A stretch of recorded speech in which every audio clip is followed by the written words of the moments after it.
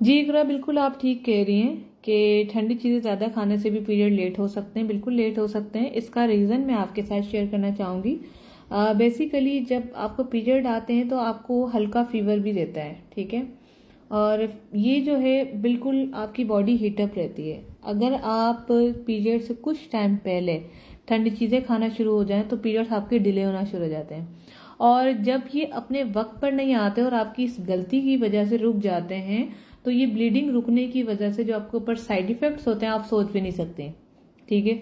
अगर आप मैरिड हैं और बेबी को फीड करवा रही हैं तो एक अलग मैटर है। अगर आप अनमैरिड हैं या मैरिड भी हैं लेकिन बेबी वगैरह कुछ नहीं और अचानक से ठंडी चीज़ें ज़्यादा आइसक्रीम खाना, ज़्यादा ठंडी जगहों पे रहना, नहाना बार बार, इन तमाम चीज़ों से आपके पीरियड डिले होते हैं और ये आपको ज़रूर नुकसान पहुंचाते हैं। या तो आपकी ओवरी पे इफेक्ट पड़ता है या आपकी यूट्रस पे इफेक्ट पड़ता है।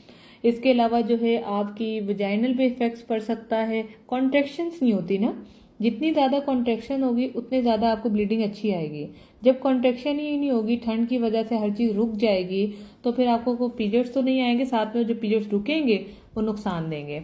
आप मुझे कमेंट्स करके बताएं, जो लड़कियां ये वीडियो देख रही हैं, कि आपने कभी नहाई या पीरियड्स के फर्स्ट डे या फर्स्ट डे पे, या फिर आपने कोल्ड ड्रिंक पी है, ठंडी चीज़ इस्तेमाल की है और आपको अगले दिन ब्लीडिंग सिर्फ स्पॉट्स में आ रही है। क्या आपके साथ ऐसा हुआ है? तो कमेंट्स करके बताएं, क्योंकि ये रियलिटी है। और इकरा, आप जब कमेंट्स आएंगे आप इस वीडियो में ही रहिएगा, आप देखिएगा, लोगों के कमेंट्स पढ़िएगा, आपको पता चलेगा कि वाकई मैं बिल्कुल सही कह रही हूँ। जब कॉन्ट्रेक्शन नहीं होती तो पीरियड डिले होते हैं, और जब ये ज़्यादा दिन तक डिले होते रहे, फॉर एग्जाम्पल 3 मंथ्स नहीं आए, 4 मंथ नहीं आए, फिर आ गए, फिर 2 मंथ्स नहीं आए, जिसे हम कहते हैं इरेगुलर, तो फिर ये आगे जब आप रिपोर्ट करवाती हैं तो आप हैरत अंगेज नताइज देखकर आप परेशान हो जाती हैं कि इसमें आपको पीसीओएस हो चुका होता है।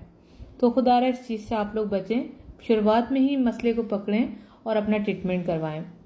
पीसीओएस का इलाज एलोपैथिक में हो रहा है, लेकिन बिल्कुल यूँ समझ लें कि ना होने के बराबर है। ज़्यादातर ऑपरेशन कर देते हैं, दोबारा सिस्ट बन जाती हैं, या फिर ऐसा होता है कि वक्ती तौर पे पीरियड्स आते हैं, मेडिसिन खाओ आते हैं, वरना बंद हो जाते हैं।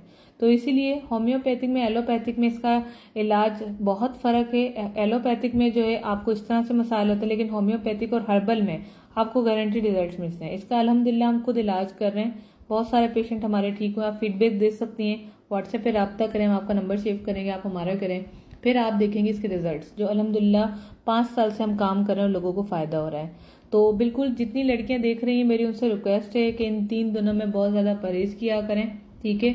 मज़ीद इस पर वीडियोज़ आएंगे, टिकटॉक को फॉलो करें। Thank you.